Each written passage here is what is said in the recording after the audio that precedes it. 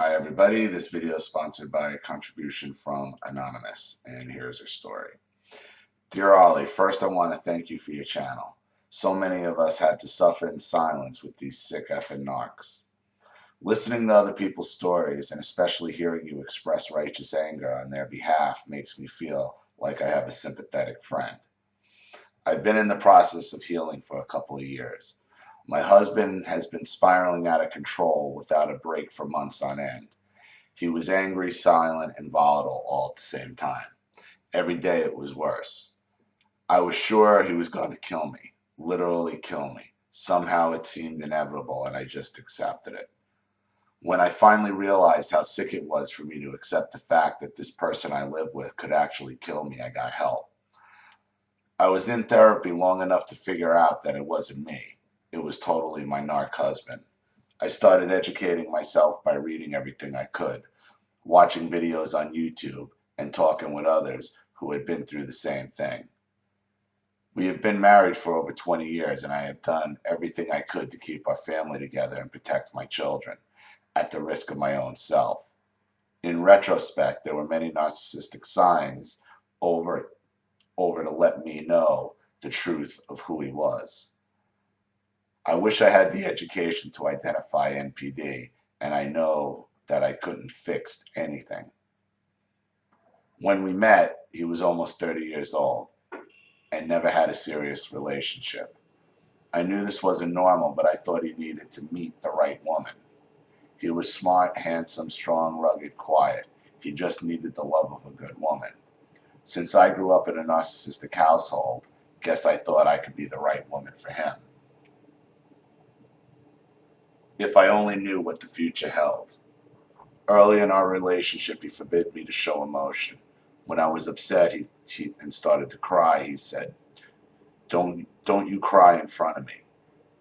You are just using tears to manipulate me. I tried hard never to cry in front of him, especially if it had anything to do with him. I saved my best tears.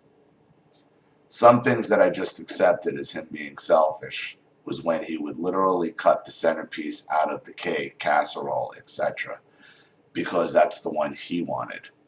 Our family is big enough that if he really wanted the center, he could wait for it to get passed around. But no, he would take his food first and would go for the center, or even worse, take more than his share. I know this might sound trivial. He's the so-called head of house, but we have 3 teenage boys who eat a lot, and while I try to make sure I cook plenty, inevitably, if there is a plate of meat, he'll take half of it, leaving the rest for 4 people to share. Often he won't finish the food he took and gives it to his dogs. Talked about narcs and dogs, didn't we? God forbid if one of the kids did anything like that. And the dogs, oh my God, the dog stories I could tell you. It was interesting to hear your take on narcs and dogs. They are much more important to him than the humans in his life. That's usually what the pets are. They're replacement humans. He also has addiction issues. Even though we are in debt, I have been forbidden to even ask how much he spends on weed. Another off-limits topic. He told me that he won't give up weed, so I can't even ask. Almost every vacation we've taken was what he wanted and where he wanted to go. I planned a 10-year anniversary trip for us. It was by train because he loves trains, and we were going to a place he could gamble. Everything was planned, prepaid, etc. And he canceled for work-related reasons 3 days before we were supposed to leave. I'm sure it was because he never had planned it. He has always been his own boss since he can't work for anyone else. Everyone is an idiot. He always has money, but this household contribution is always less than it should be. Even though he works for himself, he goes to sleep at 7 or 8 in the evening, and the rest of the family has to be careful and quiet as to not to wake him. Then he wakes up so damn early, sometimes in the middle of the night, and turns on the lights, banging cabinets, turning on the radio loud enough that I can hear in my bedroom. He has no consideration of others who may be sleeping and thinks that everyone should wake up at 5 a.m. It's another tactic of my mother. Her whole side of the family loved making noise when you were trying to sleep. Loved it. Don't wake them up, though. The closer I get to the truth of what's wrong, the worse things are getting. Openness and honesty is the last thing he wants. The more I read and learn about NPD, the more fitting it seems. It explains so much. I could never get him to see a therapist or counselor more than a couple times, even if it was about one of the kids. Before I knew about NPD, he had a horrible narcissistic rage fit that scared even him. He went to see a psych a few times. He was given antidepressants and diagnosed with IED, intermittent explosive disorder. Intermittent explosive disorder? No, it's called being a narcissistic bitch. That's intermittent explosive disorder. However, I don't think it is IED. I think it's narcissistic rage, and usually brought on by what he perceives as disrespect, but sometimes this happens to be out of the blue. It's out of the blue to you, but not to him, because whatever blows him, he's been building up in his head. Intermittent. Like you're just sitting there and he just blows up for no reason. No, he's thinking something up, pumping himself up, and then explodes. That's narcissism. Intermittent explosive disorder. Get the hell out of here. According to him, the narc rage is my fault and I trigger it somehow. He wants me to accept my part in it. There have been so many of these narc rages over the years that I've mentally blocked most of them. As a form of therapy, I started keeping a diary since I seemed to block so much, and I also started writing down what I could remember from the past in bits and pieces. My first question is, if you think this is a good idea. I don't want to dwell on the past, but since I'm still with him, I want to remember why I need to leave, and also to remember all the crazy shit that happened so that I can work through it and then eventually forget and move on, if that makes sense.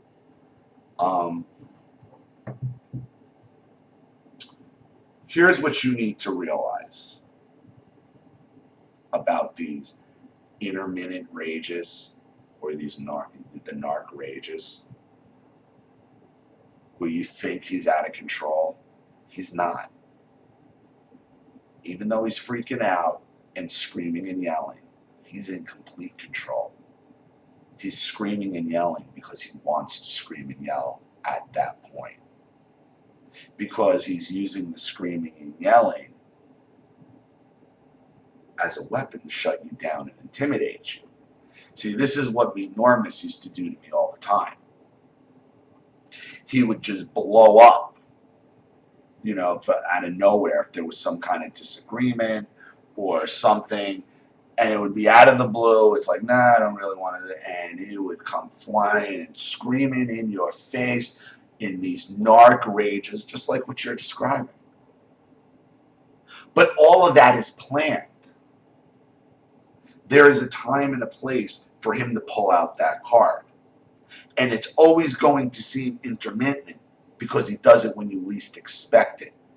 And he does it when you least expect it because it catches you so off guard, you're going to submit to his will right there and then. See, you think he's like crazy out of control. He's not, even though he's acting that way. He's in complete control in his mind. He's doing that on purpose.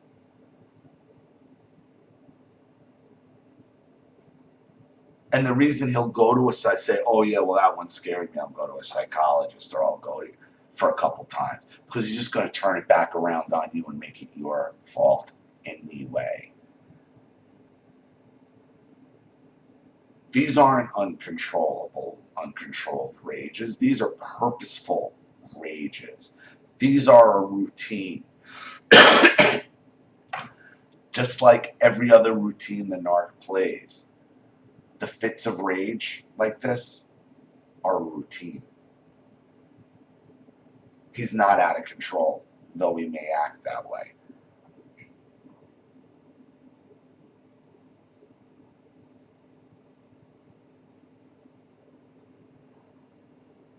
The respect thing is a huge deal for him. He demands respect, as in respect me or else. Exactly. This all goes along with that use of narc rage. Okay? That respect, that demand. I'm the king. Don't challenge me. All that is bluster to intimidate everybody. If he thought our kids were disrespectful, he would insist that I make them respect him. And of course, if they didn't say the magic words or do the magic thing, it was my fault, and that would result in more narc rage. I say magic because I sometimes don't know what sets him off or what will make it right. It feels like magic when I get it right. You only get it right when he decides you got it right.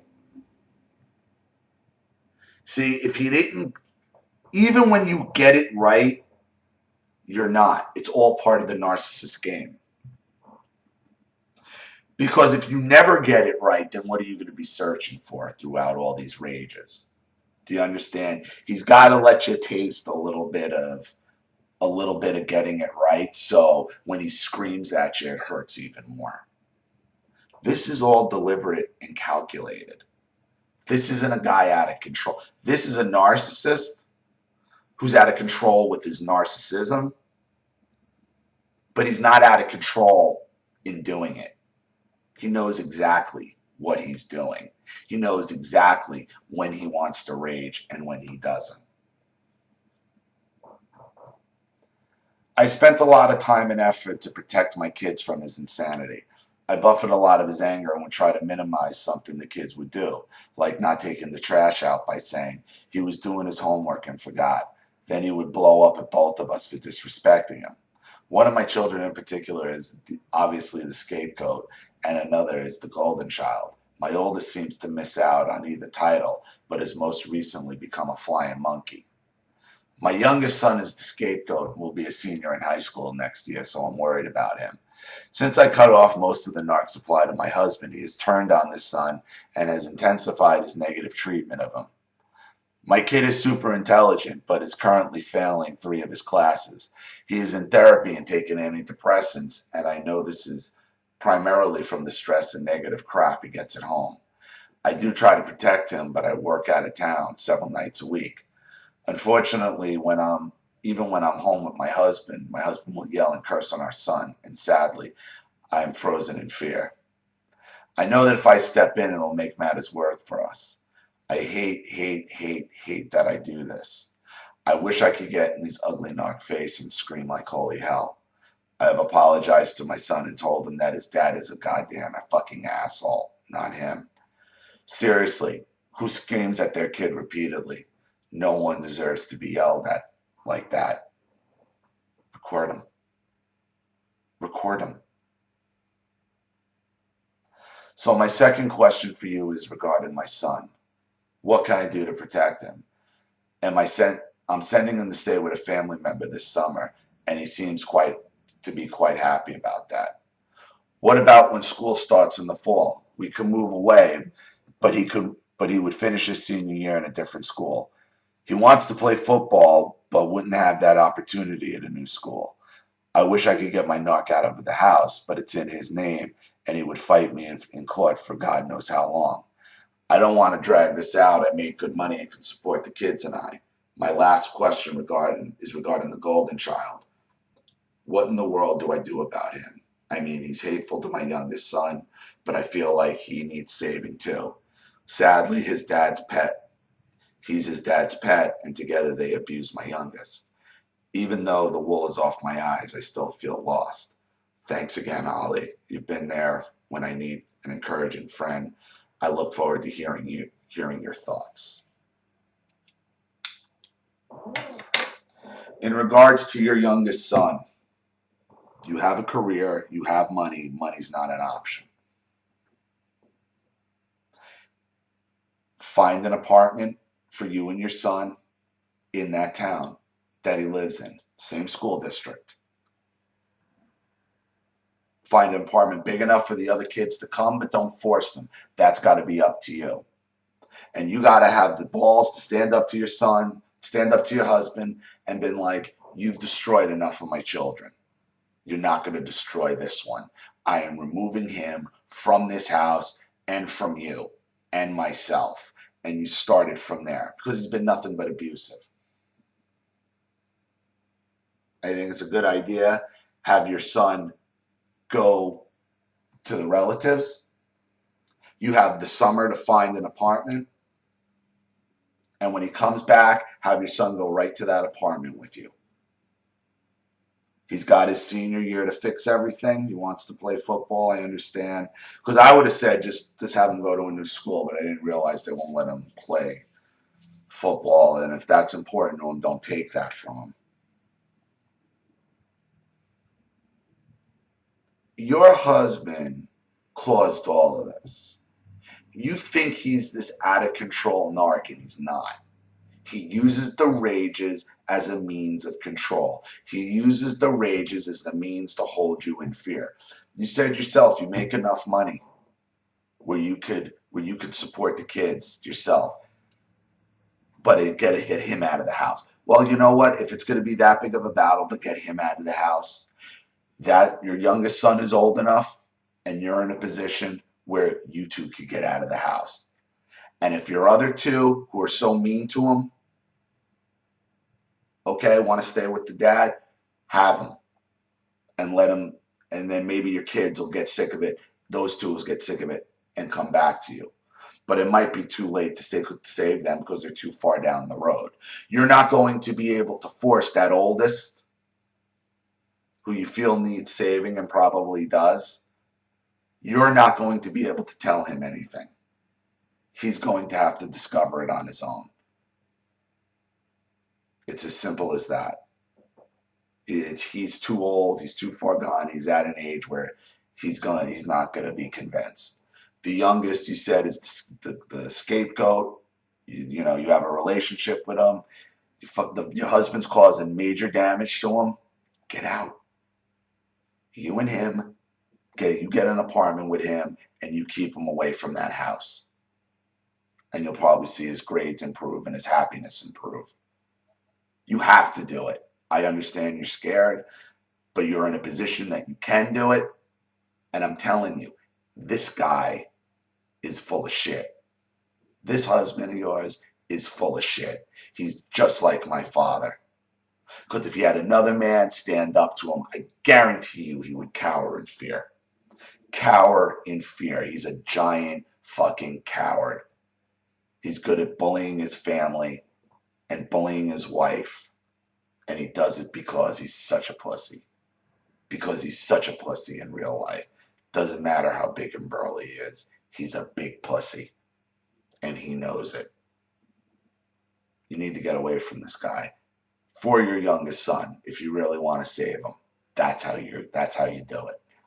Because you do have the means. So thank you for your contribution and thank you for your story. I hope this helps. Thank you to everybody watching. Please leave any advice or opinions in the comment section below. And again, if you want your story on the channel, if you have some audio, a topic you'd like me to cover, or you'd just like to contribute to the channel, you know what to do with the PayPal link in the description box. Even if you can't contribute, send me your story anyway. I'm sure I'll get to it, and I'll have the videos right back to you. This is Ollie Matthews. Thanks for watching. I'll see you all again soon. Bye.